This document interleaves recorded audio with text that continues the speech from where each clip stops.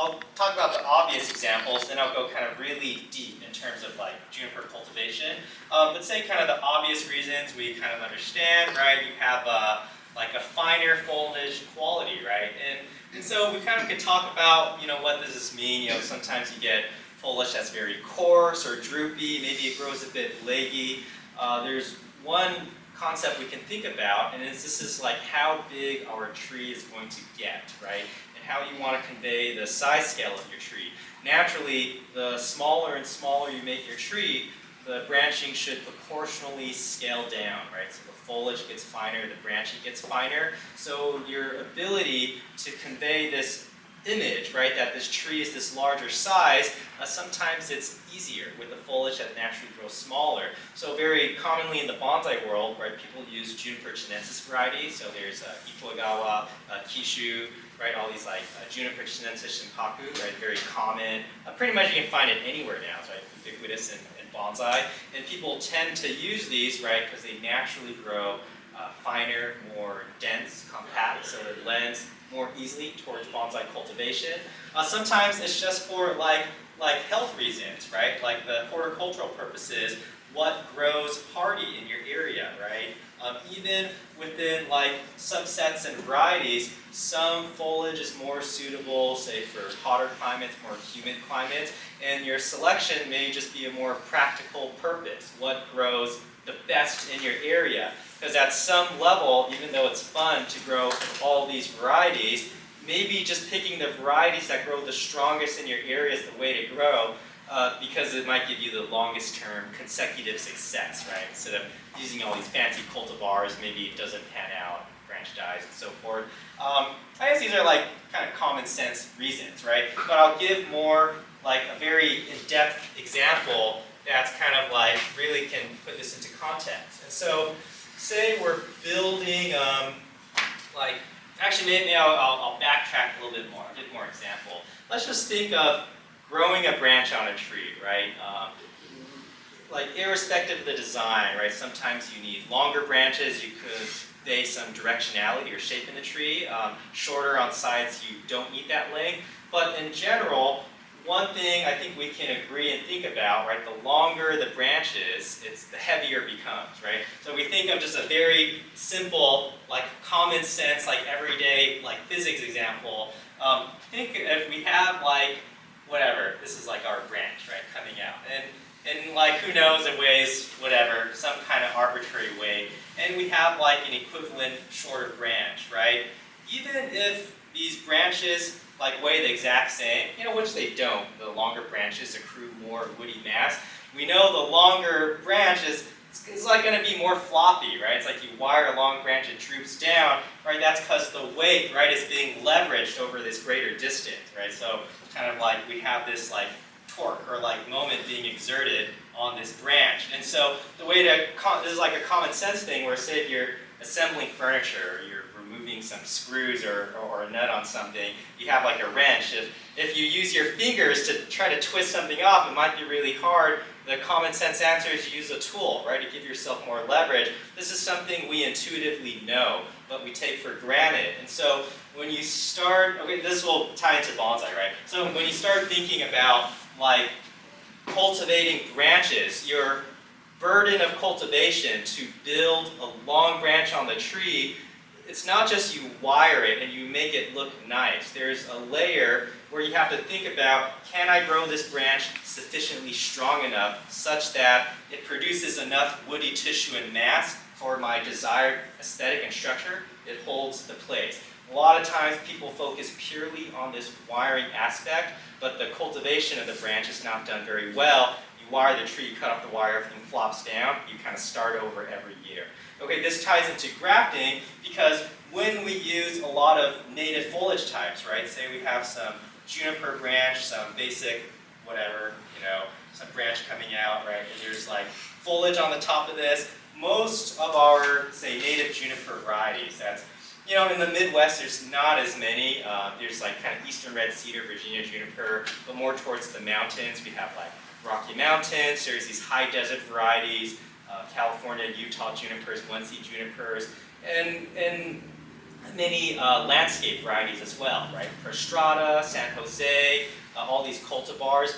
On average, they tend to be thicker. And so what this means is your production of this foliage on the end, right, is a little bit like, kind of like chunky, right? It's a bit coarser, it's thicker. And all this means is that like your branch, right, is like naturally heavier, right? This is accruing more weight. And so your kind of responsibility then as a practitioner, not only you need to make this branch look good, but you have to grow this branch such in a way it gets thicker, right? So it can hold the weight. But at the same time, we have a kind of conundrum where, say for the purpose of cultivating a tree, how can you keep a branch that's simultaneously thick, but the foliage is placed relative to your design, right? It could be a long branch, but it's compact to your desired aesthetic line. Normally we know on a tree, you need to grow out the foliage long. It gets energy for the branch to get thick. But maybe for the purpose of conifers, sometimes we have to maintain the scala design, right? Or foliage close to the interesting parts of the tree.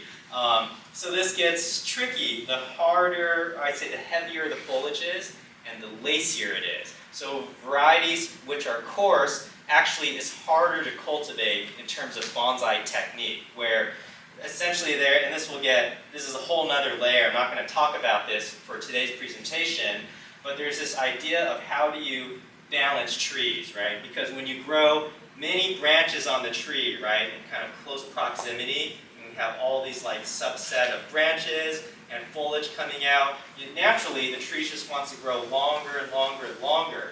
And so can we grow the branching in such a way we can maintain the branching relatively short, growing very balanced and uniformly, while the tree stays very healthy, right? And if you can do that, you can create structural lines that are very turgid, right? They're compact, and you have foliage relevant to the aesthetically interesting parts. And so the only reason I give this context is sometimes the foliage is just like really hard to use. Maybe it's weak, or it's just one of these coarse, heavy varieties. And realistically, unless your technique is very good and precise, you're going to wire the tree forever, right? Every like few years, wire it, you cut the wire, branches drop down, and oh, looks ugly, now restyle the tree.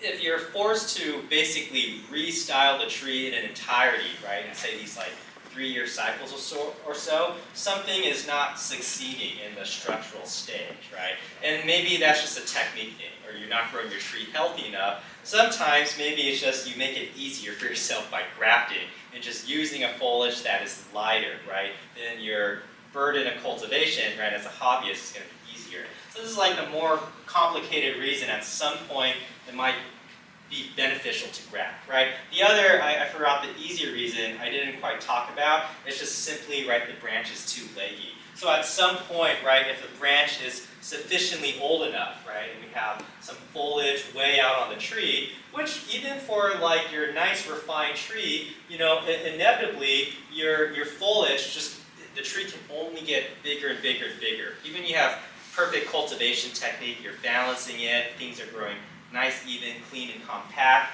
the tree will get bigger no matter what. And so as the tree gets bigger, either you say you're forced to restructure the design, you take out some main branches, bend stuff around, kind of reinvent the tree per se, or then you have to get into grafting, right? Because at some point, the juniper is not going to bud on the old wood, and depending on the tree, and we'll have an example here, it makes sense to graft. And so the case scenario in this case, we're grafting because it's too leggy, but sometimes, right, you're going to graft because the foliage variety is difficult to do, right? Or you just your technique has to be very good in terms of how you grow the branching strong and well balanced. And that's why I give this thickness example, because this is kind of not really thought about, but the idea is when we impart work on our trees, we have this concept of time cultivation. For the effort we put in our bonsai, they should get better like year after year after year. You don't want to waste time in the sense that, say you work on the tree for 3 years, there's a failure at year 3, and you reset back to year 1 or 2. If you repeat that cycle like 5 times in a row, maybe you've worked on the tree for 15 years, but the reality that as a bonsai, it's only matured for 3 3 or 4 years, right? So you don't want to waste all that time. You want to make sure work you do is very progressive. So I'll kind of use this tree to have some size to it so I'm able to cut it. You want to use branches that are very healthy, right? So I'm looking for this growth on the tips.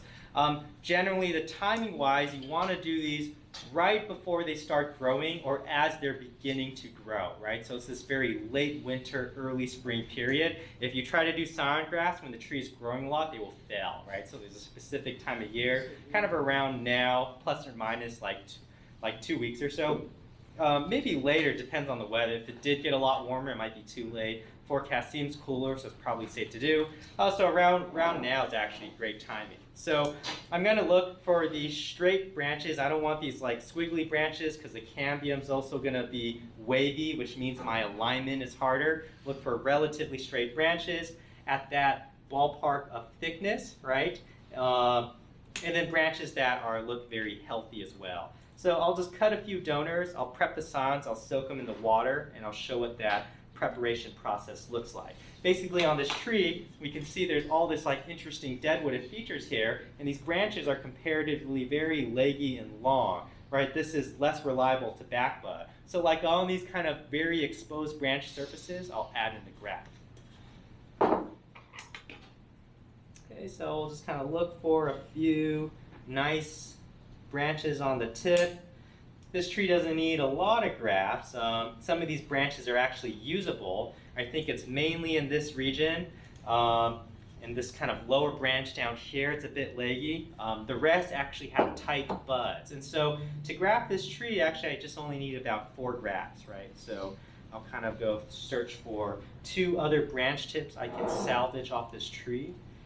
Unfortunately, it looks like we have a lot of healthy options, right?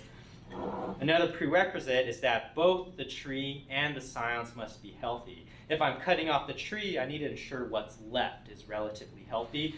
If you don't grow the tree like strong, even the cutting is perfect, right? Chances are the graft is going to fail. So the cultivation is fairly important. So I kind of have my 4 donors. This is too much foliage on its own to graft on the tree. So I'll kind of thin this out and prepare this a bit.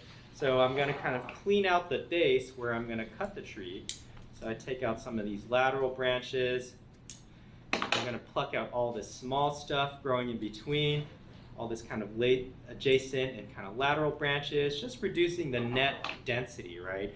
If you leave too much foliage on the tree, or on this little branch, there's like this water burden, right? It's constantly transpiring while you're waiting for the union to take. It's a little bit stressful. So I just keep the healthy growth on the tips. I take out a lot of the inside foliage. And maybe like something about this, right, is okay to do. I like to soak these in water and kind of wet them before I wrap them up. So it's just kind of trapped some moisture before I seal them. And I'll kind of walk through the process of how I prepare it and wrap these grafts as well.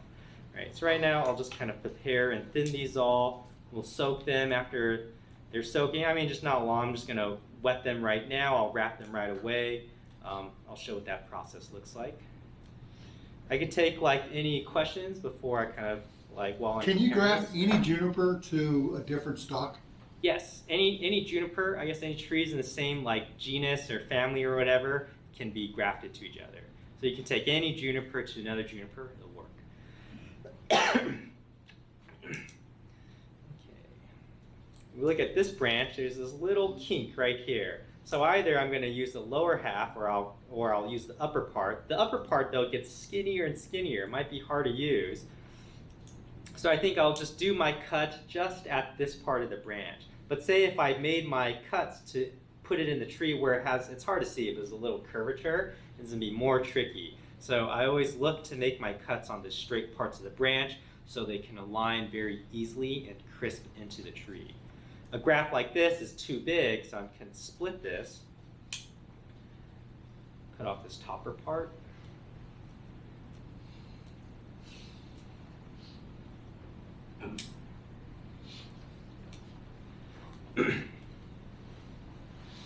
I'm just going to reduce the density on this. You don't need a lot. You just need healthy growth, right? You don't ever want to use donor scions from a weak branch, right? Use nice, healthy tip growth on the tree. All right, so I've got my 3 scions. I'll just thin out this one and we'll get into the next step. If you just have like a cheap Chinese juniper from a big box store, but has a cool trunk and you were to graft good foliage on it, it's going to bud back as that original foliage though, if it buds back. Exactly. So you want to be mindful where you place your grafts, that only from the graft point out, it's producing your grafted variety. So I typically look what are the interesting visual parts of the tree that I would like to frame the design around of. And then from that should be my reference point to place the foliage.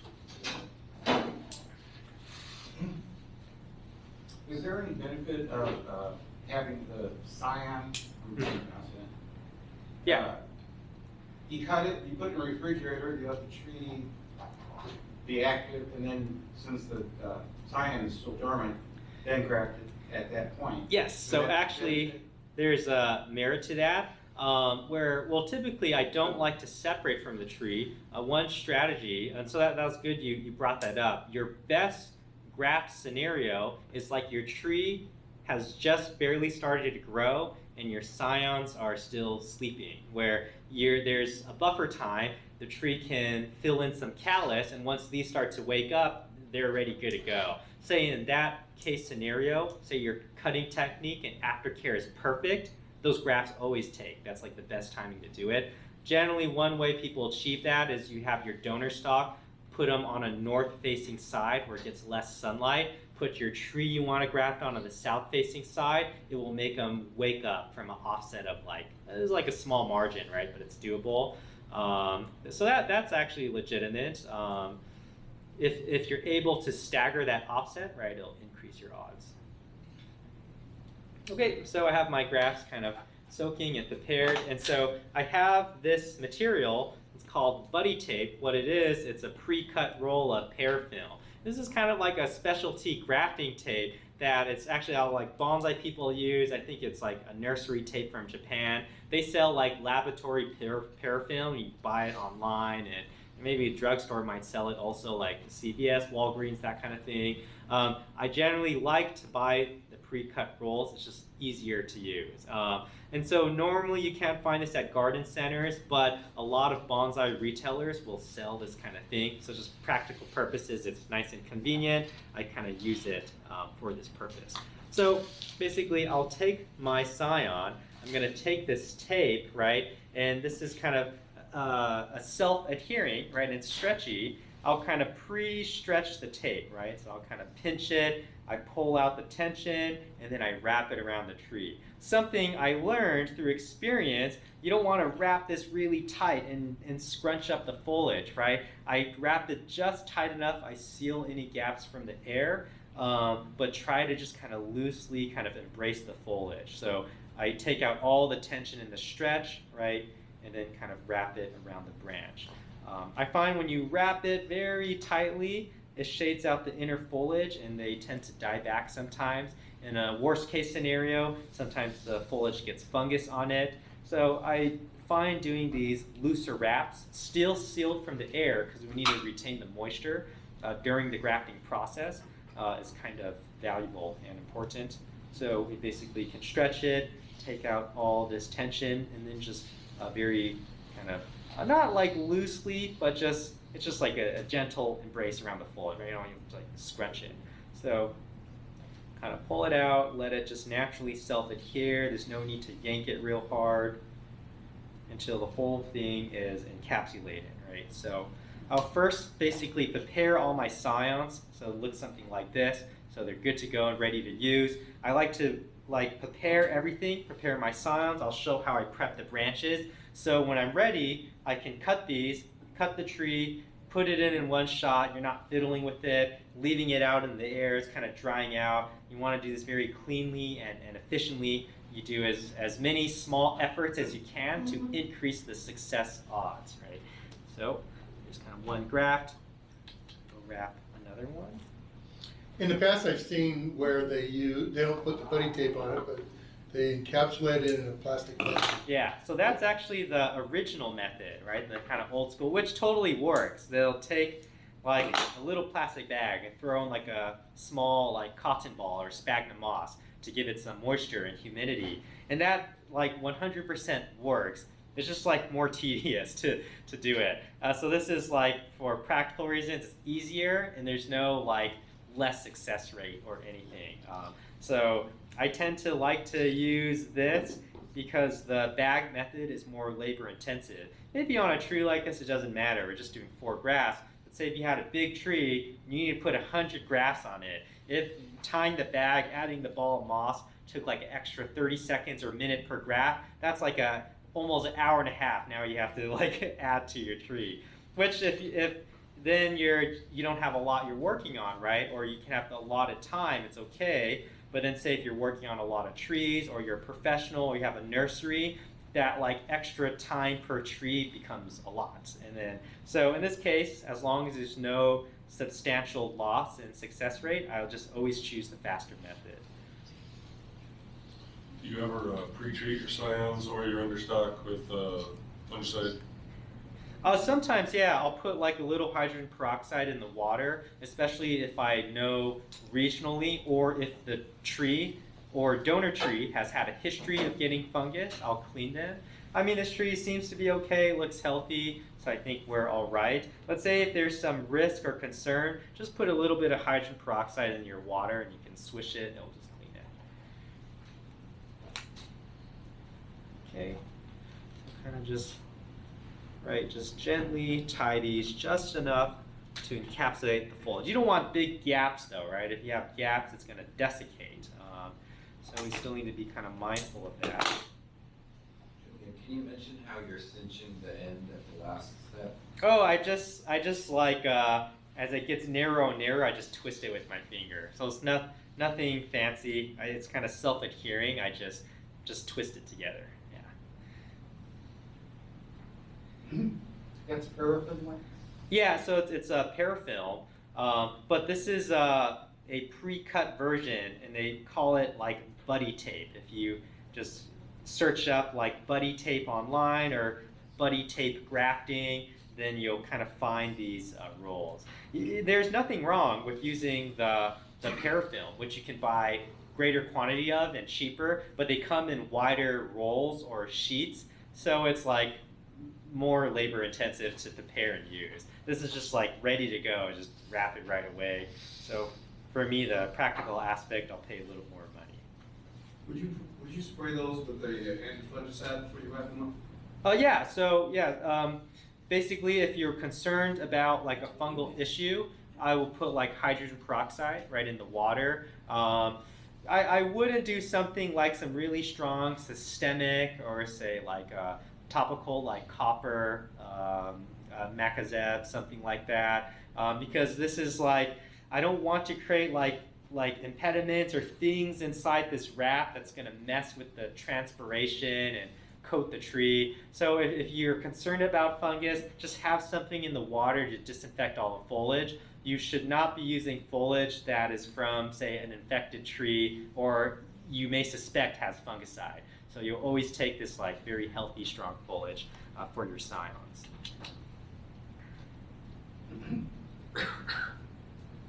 Is it possible to trap too much water?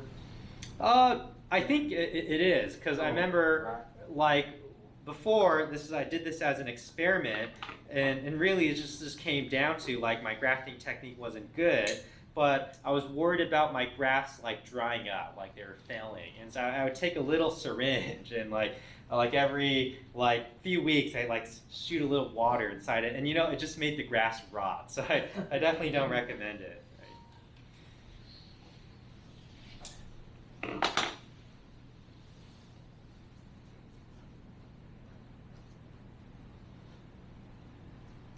So when you're watering your tree, are you watering the cyan also, or just whatever moisture you've trapped inside it? Yeah, it's just using the residual moisture, and if you time it right, the cuts are clean, the tree's healthy, the union sites will start binding, and the tree will sustain the graft. But once you seal it, it's kind of self-contained. You're not trying to open it up and water it or anything like that. So how long does a graft take? So the fastest it can take, say if you have perfect technique, healthy tree, healthy scion, and aftercare, which I'll talk about later, you could see it grow as soon as like a month and a half in, right? So that's usually pretty fast. And your best grafts, basically, that can happen. Say if it doesn't grow that fast, what you'll tend to see is that the graft is green and you'll see all these little water droplets form inside, which is basically there's just condensation, but the water droplets will persist many months in, which just means the foliage is transpiring, it's producing a lot of moisture, and it's a sign that the graft is alive, right? And as long as it persists at that quality and it maintains that green turgidness to the end of the year, usually means the graft is successful. So even if it didn't grow a lot, but you have this nice healthy color and green, the green coloration nice and turgid, you can remove all the parafilm. Next year the graft is going to start growing, right? But I'll kind of go over the aftercare and then the signs if it grows faster, like how quickly to open the parafilm. And so we'll talk about that after I get these situated in the tree. But it could be anywhere basically from, I would say, like 2 months to like the full growing season. If it didn't take by the end of the growing season, it's not going to grow next year. It means it failed. So you're going to know, right? You're going to know either right at the beginning or the end of the season. Okay, so I kind of have these wrapped up and prepared. The next step I'll do is I'll pre-wrap the tape on the tree that I'll use to bind it. And so this is like a grafting kind of nursery tape. It's like a pliable plastic. Just like this. Okay, so this is just like, it's like has a little bit of stretch into it, right? You want to use something that's still like has some strength, right? You can apply tension on it, but not something that's incredibly hard. You even can use Teflon tape, for example. Like that actually works. It's just more messy because the Teflon tape is very stringy. But essentially use some kind of soft, but still like taut like tape like this, and use this to bind the graft to the tree. If you use something that's very stiff, like as you wrap it, you're going to push the graft around because the material is not very flexible. So I'll use basically something like this, right? And it makes it easier to secure onto the tree. So I like to basically pre-wrap the areas that I'm going to wrap the scion with so that once my graft is in the tree, this is ready to go, I can start securing it. I don't want to put the graft in and I'm like fiddling with the tape, wrapping it around the branch, accidentally bump the graft after I spend all this time to line it up. You just want to streamline the process, be very clean. Again, just for the same reason I look for grafts that are relatively straight where I want to cut them, I also want to look for the part of the branch where the branch is comparatively straight, right? I don't want to graft on this part with like movement because the cambium's also moving. It's not going to line as much. So I have to look for these straighter parts of the branch to make the cut. Okay, so basically I'll take one of these grafts. There's 2 ways you can cut it, and I'll kind of show the way I'm kind of more used to and been practicing and the easier way to learn. I'll just take one of these like branches I'm not going to use as the sample to just kind of show this. And so maybe I can pass around this piece, people can look at it. This branch is it's kind of skinny to use as a scion, that's why I didn't want to use it. So the 2 ways you can graft, and I recommend this first way is easier to learn, is that, first of all, you need a grafting knife, which is really just a very thin, single beveled knife. Has an edge on one side, flat on the other. There's a handedness of this knife because it's single bevel where I'm left-handed, so I have the left hand on my side. There's a right-handed version, right, but it's going to be the reverse. So the way I'd say recommend to start using it to practice grafting, because the technique is more easy, is you need some kind of clean, like flat surface. So I'm just going to use the corner of this table, and you can use the table as a brace, and you can just slice through the branch, right? Remember I talked about you don't want to scoop the cut, you're just pushing it through, right? So I'll take this branch, right, try not to scratch up this table too much, and we'll just basically push down relatively flat on the scion, right? And all I'm doing is just applying pressure and then just slicing it through the branch. And I want it to be very flat. So if it's slightly curved, this one got a little curve, I'm just going to recut it. right? So just do this nice clean slice, and we have this long flat side. I'm gonna flip it over. We're going on the back side. I'm gonna angle the knife a little steeper, right? And so I'm gonna angle it a little steeper, push down with a knife, and pull back on the scion, right? And so that's basically gonna give us these two cutting planes, right? This kind of flat surface on the top, flat surface on the bottom. There's a long side, right, and a short side. You cut this side a little bit, and got slightly curved. Okay, and so basically there's a side with more surface area exposed and a shorter side, which is this angled cut. You're gonna put the long side facing the tree because I want more contact on the bark, right, to help it heal. The shorter side is gonna face on the flat, on the incision, right? So this is like a basic idea of cutting, guys, and pass this around. It's kind of like the idea of what the cut should look like, right? And so initially, to make it easier, just get a wood block or clean cutting surface and really visualize in your mind here, slicing it, right? Because your wrist intuitively is gonna want to rotate. This is your natural motion. But if you curve it, it's not gonna work. So you really have to be deliberate. You're slicing it through. You do this shallow, long cut. You flip over the scion. You go a little steeper. You push down on the knife, pull back, slice it through. And so you get these nice two squared, even cutting surfaces. So the cutting planes needs to be flat, and they need to meet to a nice, thin, tapered edge. Okay. So the other way I'll cut it, and I have a knife that's for this purpose, is I have this a skinnier kind of curved grafting knife. And essentially I'm using this extra thin knife because it lets me just kind of freehand cut it in my hand.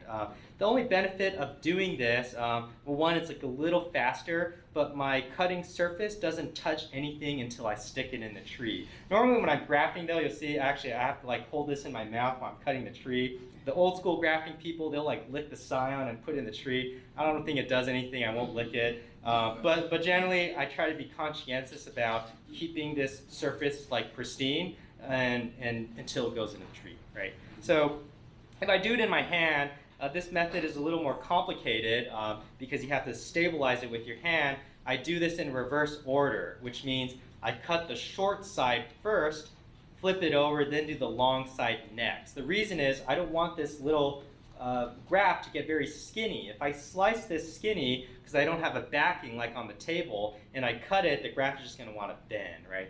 So I keep it thicker when I do my first cut and then the second cut after. So basically, I'll just cut this and do my short cut first, right? And just push it through, do a nice clean cut. So your knives need to be very clean and sharp for this. I'll flip it over and kind of slice through the other side. And so it should meet in, I'm not going to pass this one around because I have to just put it in right away, but it should just be this nice two flat cuts on each side. And so I'll kind of just verify, are the cutting planes nice and square? Do they meet on the same edge? You don't want it where one cut is slightly diagonal and one cut's more flat. It means the edges, they don't converge on the same plane, right? So anyways, this one's good. So I'm going to hold this in my mouth. I'll do this very clean slice through the branch. The cut in the branch also needs to be very straight, and then I'll line up my graft.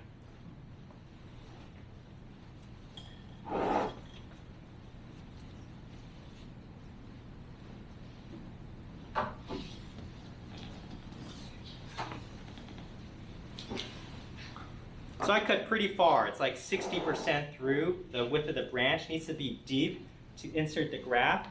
And then I pick one side of the branch to match the cambium. And basically what that is that your graft, right, is smaller than the branch you're placing it into. So the cambium is only physically able to touch one side of that little green layer.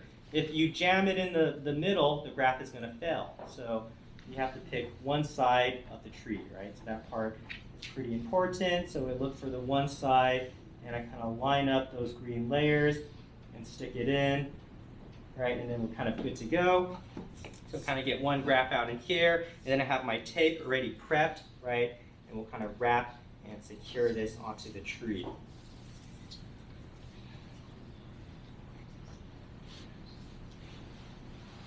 How do do you determine how much to take off of the scion? Is it all depending on how big the branch is on the tree? Oh, like how much I'm slicing off?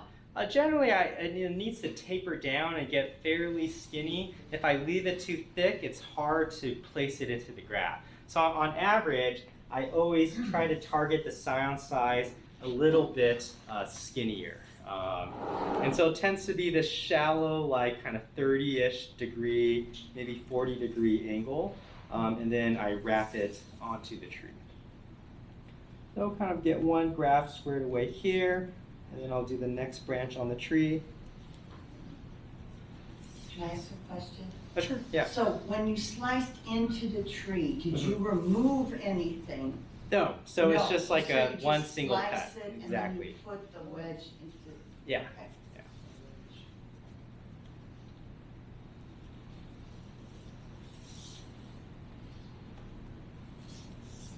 Julian, what was the old school way where they would make 3 cuts? Have you ever seen that? Oh yeah, so I never really got like the reason why people do that. And then basically I have like a theory that I heard from somebody. That's like one of those things like, because this guy did it, I'm gonna do it also. And so what I heard, if you do the 3 cuts before, so say on the branch I'm cutting, I slice 3 times, it delaminates the layers of wood. So when you're putting the scion in and it peels back, the little slices will shear and it'll stretch it. It makes it easier to put the graft in. That might be true, but usually on these like branch sizes you're grafting on, I'm still able to get it in with the one slice. And so I don't know for certain, right, how much benefit that is, but there's probably something to it. Because if you ask like those like the old school grafters, they'll say like make the 3 slices and put it in. It's definitely true. The bottom slice or the top slice? So the graft goes in the top, the one closest to you. Yeah. Because I think it's because you wound the tree and know it's wounded. Oh, it makes And more it like callus formation. Heal. Yeah. Or Oh, start that's possible. Like I'm not positive on that, but definitely people do that. So maybe there's like some reason or motivator. So how far down are you wrapping your this tape? I cover the whole cutting surface and a little bit behind and in front of it. So make sure it's entirely encapsulated. I'll take cut paste, liquid cut paste later, and I'll seal the end. Okay, so we'll do another graft. I'm gonna go prep this site. What's to stop me from using a X-Acto knife? Nothing. You can actually totally use an X-Acto knife, but you need to use a nice, clean, sharp blade. So you're gonna use a brand new blade, basically, right? The only thing with an X-Acto knife, because it's still very skinny, but the wire, or sorry, the knife, right? It's still this double beveled edge, and so actually you can use the grafting knife, but it's harder to do. So you just need a very steady, stable hand. There's a tendency you might wiggle the blade a little bit. But actually, some people will just only graft with fresh, like utility blades, right? That's totally nothing wrong with that. Do you mind if I get a close up of you cutting this next one? Oh, sure, yeah.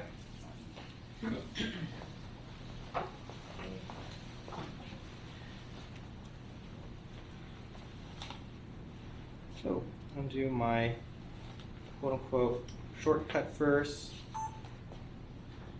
Make sure it's nice and flat. Just curve a little bit. Okay, flip it over. And then slice it through. And I check if it's nice and square and even. Sometimes the cut, if it's like pivots a little, it's not good. So I'll re-slice it and make sure it's very flat and true to the edge. Okay. So you have to cut a little bit more. And once it's like perfectly square to the edge, and it's good to go. So flat on both sides, meets to a crisp line in the middle, so this is good.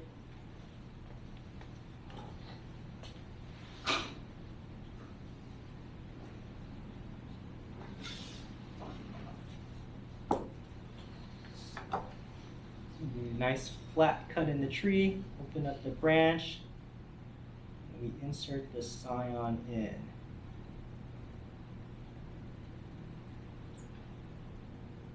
And so I know you guys can't see this, I'll explain what I'm doing a bit. I guess maybe this will go up on the channel a little bit. When you put in the graft, naturally the bark on this tree is thicker than these like young small shoots you're using. And so when you're visually lining it up, if you use the bark as a reference point and you put the two brown layers perfectly flush with the surface, it actually means that the green slice is not touching, because on your parent tree, the brown bark is like thicker, then you have this cambium underneath it. These tiny little branch, the bark is like a sheet of paper. So you have this thick piece, this little sheet of paper here, then the cambium begins underneath it. It doesn't actually make it to the cambium. So what I'm aligning is not the bark, I'm looking for that little green pithy slice, which inevitably means the graft sits slightly below the surface, right? That's something you have to be mindful of. So I mean, I guess you want to see this basically what it looks like before I wrap it up. It's a nice sharp cut. There's no gaps on the top or bottom. Nice and even. Wrap it up and be good to go.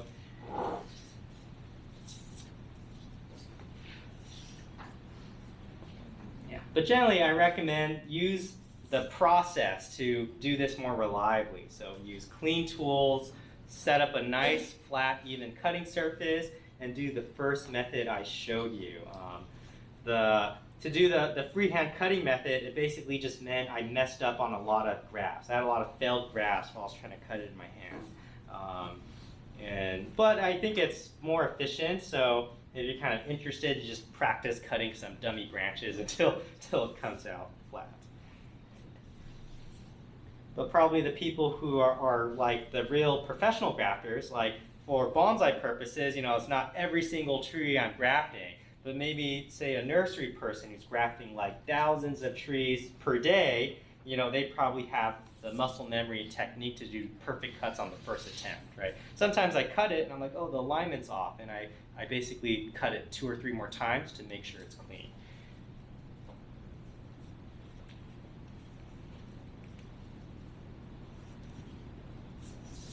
Can I ask a question? Yeah.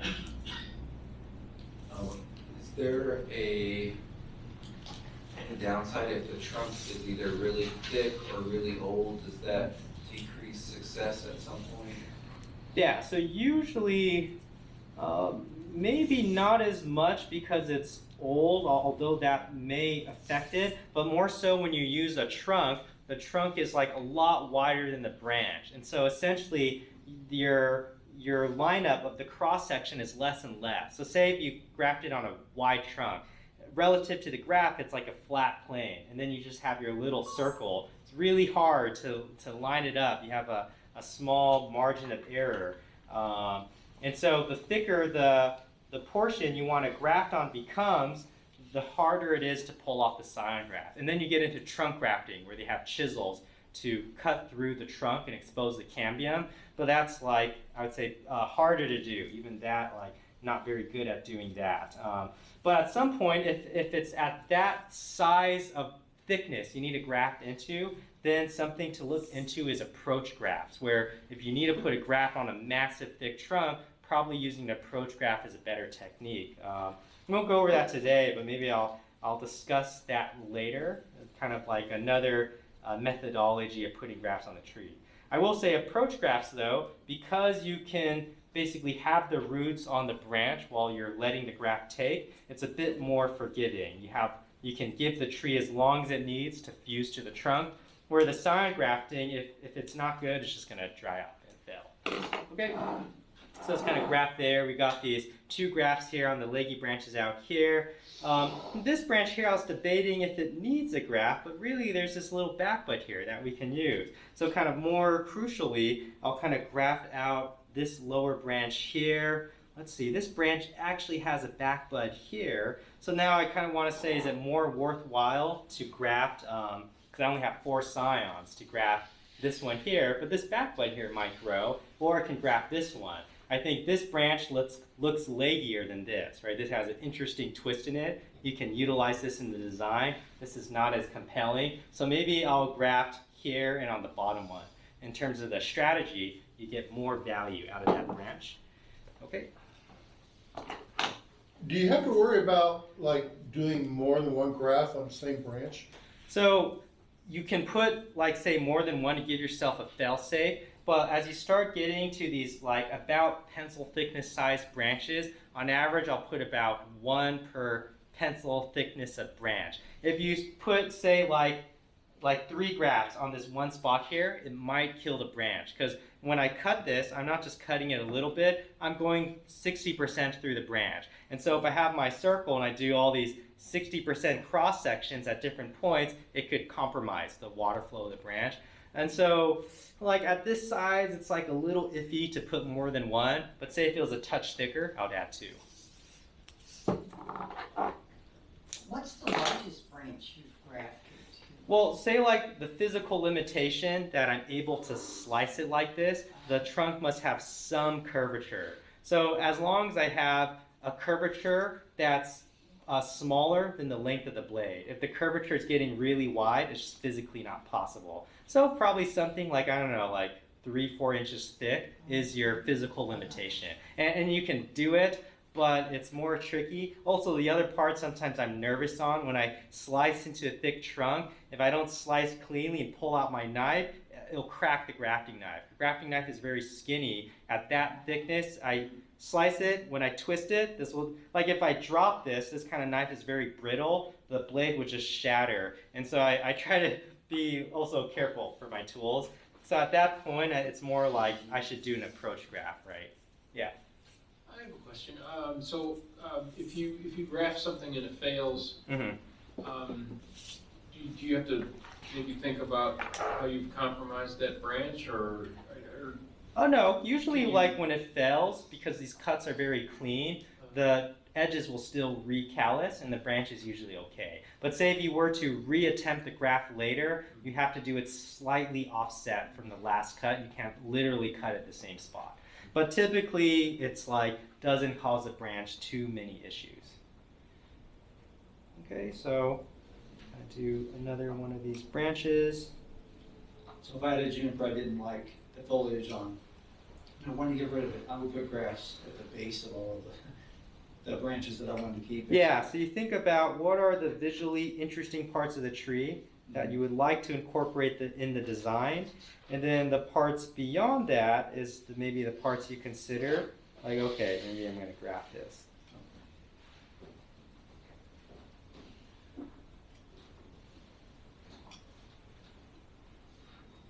This scion is a little skinny for grafting, so it's have to cut this a bit more precisely. It's a little hard. Are you trying to put your cut sites on the sides of branches and not on tops and bottoms? Generally like on the sides, but say sometimes for just practical purposes, maybe it's hard for me to cut the side or I can't see the cambium. In that case, I just cut on the side. I can have best confirmation I'm doing good alignment. But it is preferable to put it on the sides. It's easier to use the branch when it starts growing. Okay, this one looks good.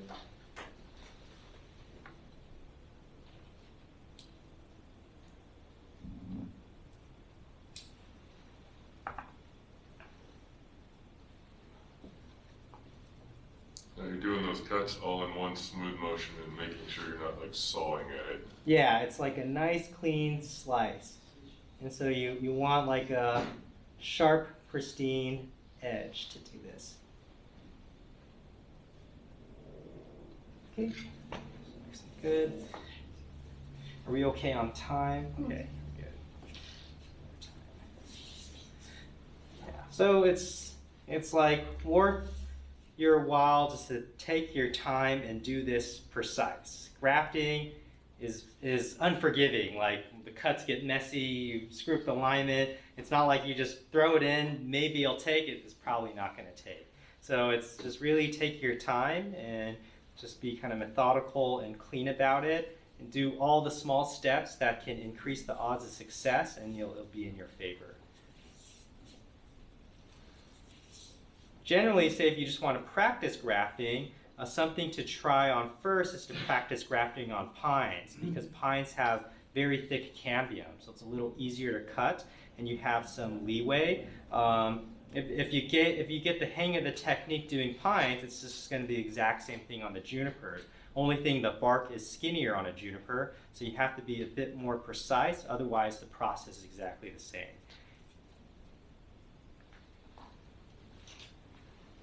Okay, so this graft is in, and now I'm going to do this low branch here. Now this low branch is like a little tricky. I need to see how am I going to cut this, right? There's all these branches in my way. So I kind of pre-plan, okay, I can come in from this side, there's this angle, I can move my hand in, right? And I kind of envision where I'm going to make the cut, right? Because I have to think about these things as I prepare it. Maybe it looks like a nice spot to put the graft, but I have to think of the practical way I can position the branch and leverage it inside. Right. So we'll get this last graft in, and then I'll start talking about like aftercare, and we could get a little bit into how you cultivate the trees after you get successful grafts.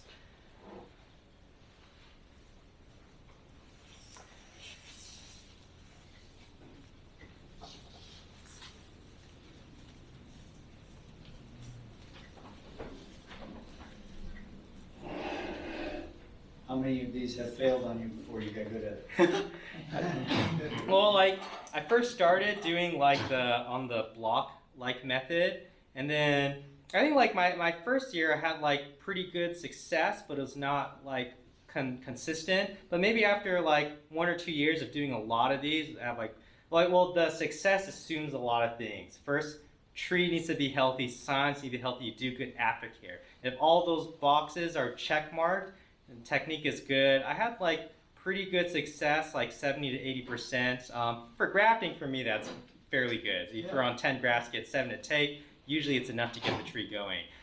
You know, when I switched over to the freehand cutting it, my success like plummeted. It was like 40%.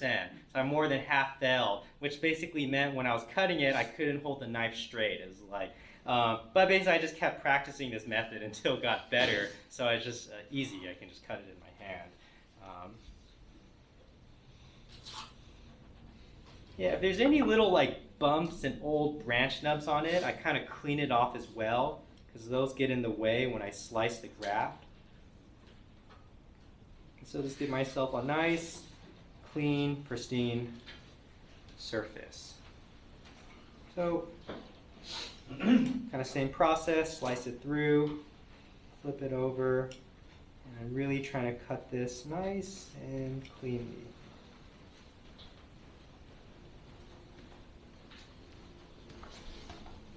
When you have a graft that fails on the parent branch, what's the aftercare for the cut set? Do you graft it or? Oh, if it fails, I just pull out the graft and then it'll just recallus over, because the cut's such a clean slice that it can just seal over. So it's usually not a big deal. You don't have to worry about wrapping it to keep that cut. No, because because when it fails, you just cut out the branch stub, and the cut's planes are already enclosed, so it's kind of self-contained. Okay, looks clean.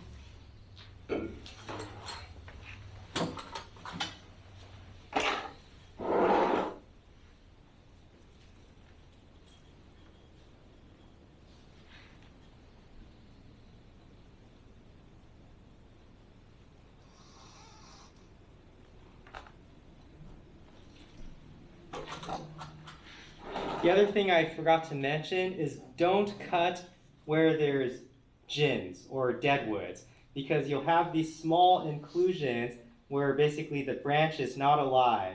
And if you cut in these sites, at first it's going to be hard to cut through. The wood's going to be like dry and desiccated. And then on top of that, there's less cambium flowing through these regions. So notice on this branch here, there's this little, and you can see it, this little deadwood. Here, it's probably hard to see. There's a small gin here. I purposely do not cut close to that. It has to be behind it or in front of it. You cut at it, your graft success is going to be decreased. Okay, so this looks nice and good. Nice clean graft. Yeah, so even for me, the grafting is not at the level where it's like pure muscle memory and I just slice this perfect every time. I'm like very deliberate. I think about what I want the cut to be set up the process, do the work cleanly, right? And so in these cases, right, we need to be precise.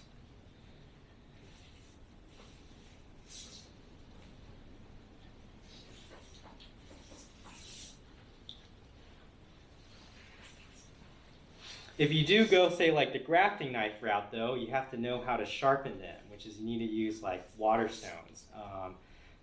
But if that's like kind of gets more complicated, then the X-Acto knife actually is perfectly fine. But you're going to use a fresh blade, say like, you'd have to test how long the blade lasts, but it might be something like every 10 grafts you use a new blade, right? It has to be this nice pristine edge. Maybe the X-Acto utility blades are cheap enough, it doesn't matter, just you can do that. But if you use a grafting knife to sustain it, it means you have to maintain it, right? So every year I have to reset the bevels on this edge. So it's always pristine for this work. Those utility blades, a lot of times compacted in oil, you want to get that off, right? Yeah, probably you have to clean it off. Yeah, use some kind of like solvent and Grafting knives are cool though. yeah. So I asked somebody this, but did like a long time ago, maybe for the members who were here for a long time, did Fred Miyahara ever come to this club? Yeah. Does that sound familiar? Yeah. Okay, so Fred, basically, I learned grafting from him. Well, like this method of freehand cutting it, and so kind of the old school kind of nursery person or like bonsai person was Mas Ishii, one of those early generation bonsai practitioners. And so he used to be the quote unquote grafting professional, but he was like a nursery man, but also did bonsai. And then so Fred was basically like his student, and then basically Fred helps host my workshops in San Diego.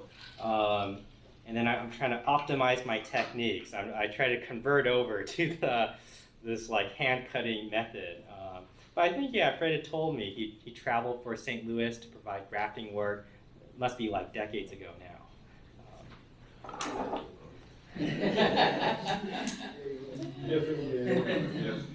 Are you based out of San Diego or is that? No, I'm in LA County, but then I also do some work in San Diego. So anyways, the grafts are in. I think I have cut paste. I will seal these up, and then we'll talk about like aftercare. We have time, so maybe go more into branch development, and then we could also talk about other grafting methods like thread grafting, approach grafting. I'll take like any questions though, like while I clean this up. What are you gonna use? Some oils? Oh, just like a little liquid cut paste. You know, actually, does anybody have like a skinny, like 1 millimeter wire? Like these things always like gunk up. Can't squeeze them out. Needle? Yeah, or yeah, like a needle or something. Yeah. Yeah. I thought I might have some on this tree. Or if somebody has an unclogged liquid cut paste, I can borrow. Yeah, because this is all. I bet there's some back here on this tree. There's some thumbtacks. Oh, it's some. Oh, yeah, maybe.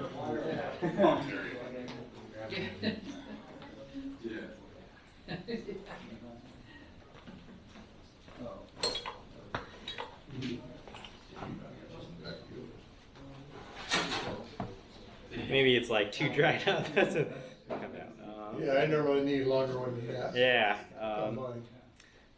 That's all right. Did that work?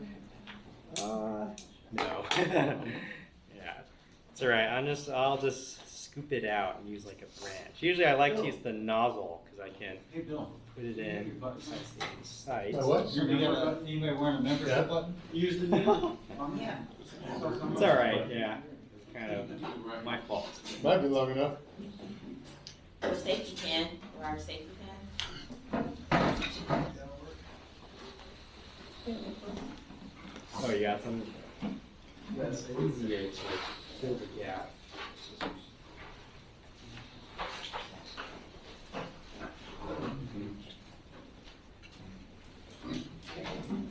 That's enough money. No, give it a try. any problems with your water in LA? Oh, like water quality? Yeah, the water quality for your trees. Definitely yes, because in the West Coast, I guess it depends. Saw the same thing. Yeah, Network. wasn't quite long enough. But is the safety pin longer deal? Okay, I think it's just dried up. It's all right, thank you, so. Yeah, the problem depends where you live in the West Coast. I feel like most of California in like these like agricultural areas. Oh, let's try it longer. Is that a percentage of the water gets like imported from the Colorado River. And so basically water that is traveling, I mean it's a natural water source, but it's traveling through surface water aqueducts for long distance, and on top of like this naturally flowing water on a surface river for like thousands of miles, there is a huge amount of dissolved salts in there, which is not like literally like salts, but like calcium, magnesium, other metals, and so the reality is the trees like don't like that, right? So especially you like growing deciduous stuff, right? It gets kind of iffy, and so either you live in a county where they have a local water table and a groundwater source that's usually okay, it's not great. Or you have to treat your water, which really the only real method of treating water with very high TDS is to use reverse osmosis, which works great, but you also waste water in the filtration process. How's the water out here? Sweet. It's pretty good. Have you guys ever tested what the TDS comes out of? Is it like city water or well water for most people? It's all water. Oh, it's all city water? Yeah. I work for the water. Yeah. I treat Oh, the do you water. know what like the TDS comes out straight out of the tap? I'm not sure Yeah. of the Yeah. total solvents, but it's It's like fairly clean. it's really clean. Yeah, I well, win that's good. awards every year for the Yeah. cleanest water. I mean, in the I've country, seen people, they have all these deciduous trees and different varieties. I like to brag Clean about enough to grow the I trees. like the water. Right? But I will. I do like to brag about it. It's good water. Yeah, it'd be good beer on that one. Good. Based on all those. Yeah, so I just seal the entry sites. I don't want water to get in where I made the cut. Can cause the graft to fail. So I just seal the cut site. Just the cut site only. I don't need to put paste all over this. Okay, so these are good. I'll talk a little bit about aftercare, and then if we have time from there, I'll go into like alternate grafting techniques, and then we can go one step further, how to cultivate branches right after the grafts grow. You ever reinforce the connection with wire? Usually I don't. This is like strong enough. If you wrap it really tight, it might squish the bark, which is not as great. Yeah. Okay, so like essentially what we've made on these trees are mini greenhouses, right? There's moisture in there and it's encapsulated. What this means is when it gets hot and sun hits this, it will cook the graft, right? It'll just totally brown in one day. So right now the weather's still fairly mild, so maybe you don't have to worry about this for at least a whole nother month, maybe month and a half. But as soon as you start getting consistent, clear, warm, sunny days, so about in a month and a half time, right? You have to shade these, and what I do, you can take any kind of tape or masking tape, and I make these little mini tents. So I'll make these big loops, and it can't touch the graft, right? It's just to shade it out. So I can kind of draw this. I mean, there's many ways you can do this, right? But you just need to shade the graft somehow. But there's no reason to shade the whole tree. You want the tree to still grow fast and strong. So it needs to get a lot of sunlight. But like if you have, say we have our branch, right? This little scion coming out of it, right? We have this kind of wrapped up. Normally I'll take like some tape loop, right? And I'll just make this giant kind of loop, right? This gets encapsulated in some kind of cover. And the graft, most importantly, is not touching the tape. So you just make a little tent over all the trees. But like a lot of space, right? You don't want the tape close to it. And so typically, I just take some masking tape, I'll pinch it on the ends, right? And then just kind of have something out here, right? And so usually that's what I do, is just a simple, easy way to go about it. That way you don't have to shade the whole tree, right? Your tree still grows fast. So that's just something to keep in mind, right? The grass will cook if you don't do anything, they'll all fail, basically. So basically how do you know like the graft is successful, it's taking? The first thing you kind of notice is transpiration. The foliage is active, it's going to transpire. You're going to see this little like cocoon, right, with a bunch of like water droplets like forming everywhere. And this will persist through most of the year. You see a lot, especially if there's a lot of water droplets, right? If there's water droplets on every surface, it's a good sign, right? There's something happening in there. And then say if it's really good, then say like a month in, the foliage will start growing. So you'll see all these little prickly bumps of green trying to stretch through the parafilm. If you see that, it's a really good sign. Usually means the graft is going to take. When you see that, you don't want to unwrap it in one go. The graft is going to desiccate and die because you're going from effectively this 100% humidity environment to whatever ambient humidity is. Even if the humidity is high, ambient humidity is always less, right? And so it's a shock to the graft. And so once you see it start to kind of prickle and push out of the graft, what I'll do is I'll take the tip and just unravel it a little bit, right? So we kind of keep this open to the air. Maybe another 2-3 weeks later, like I'll unravel it a little bit more. And you slowly do this over the course of, it could be like 2 months, right, to wean it off. And so parts of the graft are still kind of bound and protected. You don't want to just open it in one shot, right? And so if it does start growing soon, then you're going to begin this process of just twisting it open, right? Otherwise, as long as you grow the tree very strong, so all your typical care in terms of watering, feeding, giving the tree a lot of sun, if you can uphold that and the tree grows very vigorously, your odds for graft success, right, is much higher. So it's just something to be like mindful about, and so we have to pay a little bit attention, right, to how the tree is responding and growing. If it fails, either it's going to fail very fast, or it's just going to have this like slow, like withering death, right? But basically you'll know by the end of the year. So as long as there's green in there, don't get impatient, be like, oh, I'm just going to rip it off. If it lives, it lives, and not. You might just kill your odds of having a successful graft, right? So just be patient, unless it just straight up turn like crispy and crunchy, then of course it's obvious, right? Okay, so that's it in terms of the scion grafting side. Does anybody have questions about like this work? Otherwise, I'll talk about like other aspects and other grafting techniques. Yeah. I'm having a hard time how you wrap your. Oh, the graft? Yeah. So. You can't put any pressure on it, but you're going. Yeah. So like, I'll kind of show you like so this little tape. I'll cut a little slice. It's like you can pre-stretch it, and so after I pre-stretch it, it's kind of soft and it's self-adhering. So I just kind of like gently wrap it. I don't apply like pressure and torque to twist it on the tree. Once you pull out all the tension, it's just going to stick to itself. And so I just kind of loosely rotate it and kind of conform the edges. So it's just, yeah, it's just stretch, wrap, stretch, wrap. So you're stabilizing your spawn. The what? You're stabilizing that? Yeah. So I'm still kind of bracing it around the foliage, but because I pulled out all the tension, it's just nice and soft, and it's very thin as well. So it's easy to conform to the shape without squeezing the foliage very tight. Yeah.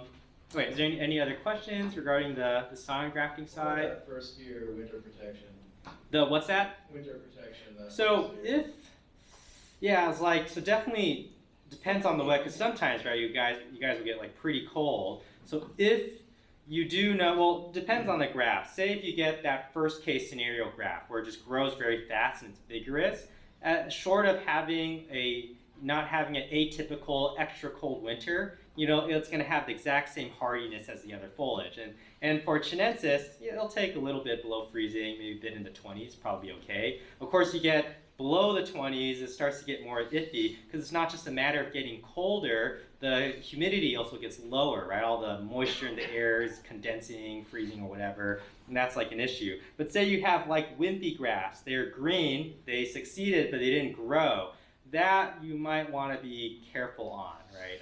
where if the tree as a whole undergoes stress or desiccation, the weak foliage naturally dies first. And so if you have a successful graft, but it's weak, then you might need to give it like winter care. But it kind of depends on like how cold it's gonna get. So hard to say. You just have to look at the weather forecast and just adjust accordingly. Okay, any other questions about sign grafting part? Yeah, okay. All right, I guess I'll just talk, since I just have this tree here, I'll just talk about thread grafting really quick. I'm not gonna go too deep into the technique, I'll just talk about this tree and the process of thread grafting. One thing generally, I'll say, generally if you take a drill bit and you push into something, it's gonna cut the surface. When it exits, it's gonna rip, right? So it means if my branch is gonna grow this way, the drill bit has to go in the opposite direction, right? That's like a little subtlety just to pay attention to. You have nice clean cutting sites. Another technique I'll recommend is that when you thread graft, first you only can do it like in the winter time or when you defoliate the tree. I'll recommend as close to spring as possible. You don't want to thread graft in the middle of winter. The tree's not going to grow, the bark is going to desiccate where you cut it. And say, well, we have a branch that maybe the buds are swelling in spring, right? So we have this branch coming out here and these adjacent buds on the side, and they have some like, could be swelling quite a lot, maybe much wider than the branch. The hole you drill must accommodate the width of the bud, so it's going to end up much bigger than the branch. So if you drill this little tiny hole and you push the branch through, you're just going to rip off all the buds, right? The branch is going to die. So you first need to accommodate the cross-section of the hole, right? It's big enough to clear all these buds. And then when you thread this through, because inevitably it means this branch is much skinnier than the hole you drilled. Another kind of basically, I'm just basically talking about the concept, right? So I'm not doing a live thread grafting demonstration. Let's say we're looking into the hole, right, that we drilled the tree into, and we have this branch emerging out of it, right? So we have this branch, right, that's coming out of this like thread graft hole. We have some kind of leaves coming out here. And so because this branch is much smaller, right, than the total diameter of this, I'll use some kind of wedge. Usually I use like a chopstick or something, right? And I'll put some kind of wood or brace in here, just on the exit area to fill the space and push this branch where it's touching the cambium, right, on the top and outer edges. You don't want this just to be kind of floating in the middle. It's not gonna heal. So I'll kind of securely brace it, right, with some, it's usually just a chopstick. I'll split the end, little piece of wood, like smaller than the whole diameter, of course, and just kind of push it in. So you can use anything, right, that does the job. Push this in. As this tree grows, this cambium surface is going to start fusing, right? It'll start fusing to the tree. These contact points will grow together, especially on stuff like maples, right? These will all start to callus over. So this callus line keeps getting bigger and bigger and bigger. The tree will start to encapsulate and heal over this entire region. When that happens, this gets way wider than the entry hole, right? The entry, you get this little skinny branch. On the end, you see this big branch, means the graft has taken, right? So kind of here on this trident maple, is this a trident maple? Yeah. Yes. So on this trident maple, right, we kind of have this tree. We see all the branches are on the top. There's nothing on the bottom. If we want to cultivate the tree utilizing the bottom branches, totally legitimate technique, right? So this is great to do. One thing to be mindful of is that as these grafts take, and this is something I recommend, in this case it's hard to do for this tree, but if you can get thread grafts from the lowest branch as possible. I guess in this case we don't have whips on the lower branches, but let's say hypothetically we have lower whips to use for the thread graft. Use those instead, because while you're waiting for the graft to take, it means this branch is growing like continuously, right, while you're letting it run. But the dilemma, if our motivation is to thread graft a lower branching, is because I want to grow lower and thicker branching on the tree to help balance the design. You have an issue where while you're waiting this graft to take, the top is continuously getting thicker, which means by the time this graft takes, your top branches are too thick, you're forced to cut back the top harder. So if you have the choice, better to use thread grafts as low on the tree as possible because the top always thickens faster than other parts of the tree for any kind of apically dominant tree, right? It always wants to grow up. That's just like a suggestion. It's a preference. If you're able to do it, I do recommend that. The other thing I will suggest is that there is one risk complication where I was suggesting you run these thread grafts a little longer because they are on the short side. As the foliage here elongates and grows, on average these will get shaded out. So there's some possibility these will grow a little slow, they'll kind of putter a bit. Say if these are growing and they're healthy, but comparatively they're small relative to the top, say around that like May, maybe late April period, just defoliate all the tree except for the exiting thread graft branches. And that's gonna force these to elongate more than the branches on the top. So this basically can capture the sun. Once it captures the sun, it's gonna start running much faster. Your graft odds go higher and higher, right? So these are like small things to optimize the technique. Otherwise, for a tree like this, right, totally like practical and a good reason to thread graft the lower part of the trunk. And then more is just thinking about application. Where do we want branches? How do we optimize thickening of the branches? And what is the implication of the technique, right? So there's all these little subtle things to how you can adjust and modify your technique. And it's not just because I can do a technique, I do the technique. We kind of can fine tune it, right? With our different goals in mind. So that's kind of like the principle of thread grafting. Let's see what time. Okay, we still have some more time. So I'll talk about a little bit when is like a good case to thread graft versus just cutting back a tree. So for example, like if you have trees in like an older, like more mature state, right? So like kind of just give a generic example. So say we have some kind of branch, maybe this is on the top of the tree, and we start getting some like density and ramification, right? On the top of the tree is beginning to branch out, and so the tree is slowing down with greater and greater density, right? So say we have all these branches, right, in close proximity on the tree, and then maybe we have this one branch down here, or maybe it doesn't exist, right? Say there's no branch here, or we have like these very weak small branches here. There is an issue of balance, right? Where say if we consider the sun, right? This top-down projection, right? We have the sun here providing light for these branches. Just like inherently, because any tree in nature, right? We're using natural materials.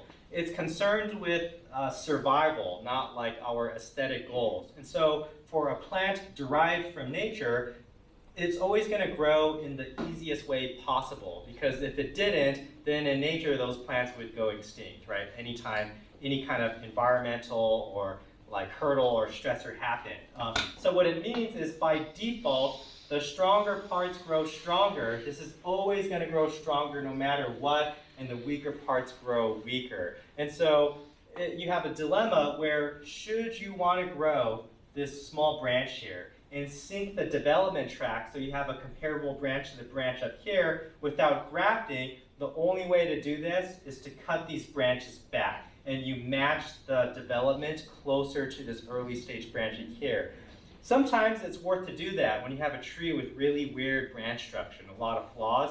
Other times, let's say 80% of your tree has beautiful branches and you have this one region which was grown kind of messed up, always looks weird. You have to ask yourself, am I going to sacrifice 80% of the tree so this can recover and then the tree gets 20% better, but then it takes me 20 years to do that. At some point, the marginal increase in quality is not worth this huge amount of time and sacrifice of the old branches on the tree. So sometimes that's where you get into, well, how am I able to grow a branch here that can match the vigor of these and grow appropriately thick? Then you start getting into grafting techniques, right? Where you can translocate a branch and move it to the sunlight in one shot and try to grow it thicker and get it more developed. But something I will suggest though, on very old deciduous trees, it's hard to do thread grafts. Not from a technical standpoint, but because of the fact that when you thread graft a low branch on an old deciduous tree,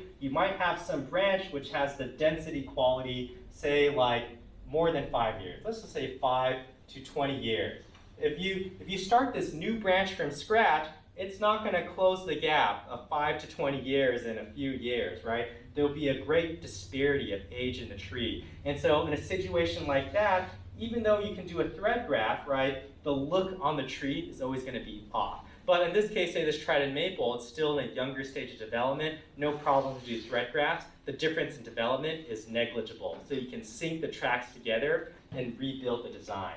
As we can go even like, kind of like another example, this gets like more fancy into grafting techniques, but say we have this old tree and we really want this nice branch in this one spot, right? But we have the dilemma where there's this big disparity in age, and then there's maybe the risk complication where you have this big mature canopy. How can this small branch catch up, right, to the rest of that? And you get into something like peg grafting, which is like, gets even more like complicated, where maybe you have a donor tree, a completely different tree, and you have this like nice branch on a part you don't need on the tree. So say it's whatever, at the density level we desire, right? So this is just some kind of like made up branch, it's like just arbitrary. Let's say whatever, we have this branch here. There's this peg grafting idea where you take a whip, right, like a little rooted cutting, you drill a hole here, you do a thread graft, you can insert, right, a branch here, right, and you have this, maybe this is like a 4-inch pot, some kind of rootstock here, and so you have this little pot, this little plant is growing, you can fuse these together, right, so you have this, the same like a thread graft, right, you fuse this branch together. Once this branch fuses, you can cut this off. Now this old branch is being sustained by the roots, and actually you can translocate this whole branch, you can bring it around, right, we can cut this peg graft, and you can insert this other branch in here, right, with the whip in it. Sorry, this is a little crappy, quick drawing, and then just like your branch is coming out of here. So this is actually, people do this, right? You can transplant whole branches this way. This is really only relevant on very developed trees where you have this age disparity issue between the branches, right? But this is kind of complicated, and to do this process takes like a few years, because you have to count how long does it take to graft the whip onto the branch that it can sustain, this big old branch, then the time to separate it, it might be the end of the season already, you gotta wait till next year, and then you have to connect this peg, and you have to wait how long is it gonna take for this to fuse. If it's a big branch, you better be sure it's fused really well, because you have all these tips on here, could take another few years, and then you can cut this off. So generally, people usually don't have the kind of tree where you need to do this, and also you don't have just these trees hanging around with nice branches you're gonna cut off and sacrifice for another tree. So I don't generally recommend this unless you just happen to fulfill this scenario, but this is just to give an example. When thread graft is not optimal, is there a way to circumvent this developmental issue? And so these are all like different grafting methodologies, but it's more kind of relevant to say when I give these examples is that we're thinking about what we're achieving in the tree, right? Technique alone is just like brute forcing a tree. We know that we're going to grow the plant for a long time. There's implications to how it matures and changes over time. So we should be like considerate in terms of how is the work going to affect the tree in the future? What are we obtaining out of the tree? What is the long-term goal, right? That's where you have good success in bonsai. It's like the tricky part.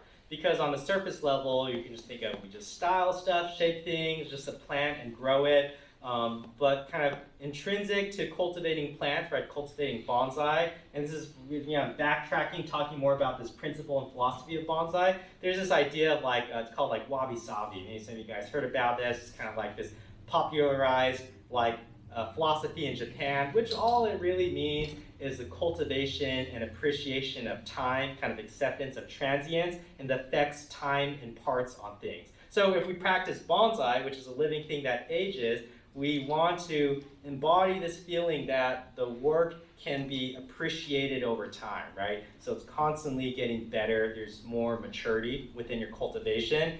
To obtain that, we have to start thinking more precisely, right? More long-term, so that for as long as we practice bonsai, the trees always get like a little better and better and better, right? So on the surface, the technique, maybe there's some technical aspects, but it's nothing too crazy, right? We're just moving around branches. The part that's complicated is how are we leveraging the technique to produce like mature trees? And that's where it's like you spend more time to think like critically about the tree. So that's kind of like the thread grafting side, right? Just for comparison.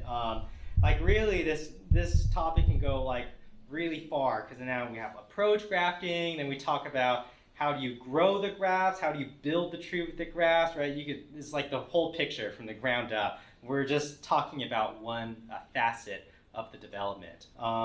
Okay, that's kind of basically what I have for this kind of grafting side presentation. Does anybody have any questions? Or otherwise, I'm about wrapped up here, or I can talk about other subjects, people interested? Yeah. I got one on the approach to that. And you said use a chopstick in there.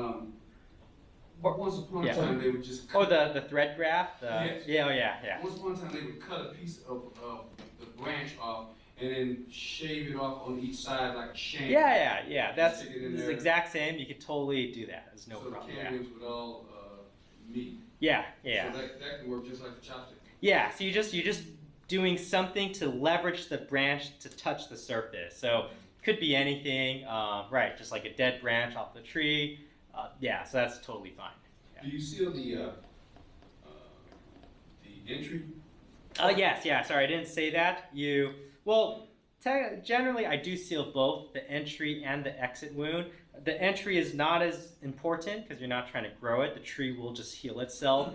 Technically, if your grafting is very pristine, you can get a reverse graft. So you'll get the end takes and the back takes as well. Sometimes that happens, but usually when you graft, there's no reason. You need the back side to take. So as long as you just kind of like cover it up so it doesn't dry up, it doesn't matter that much. Mainly you just focus on the exit side.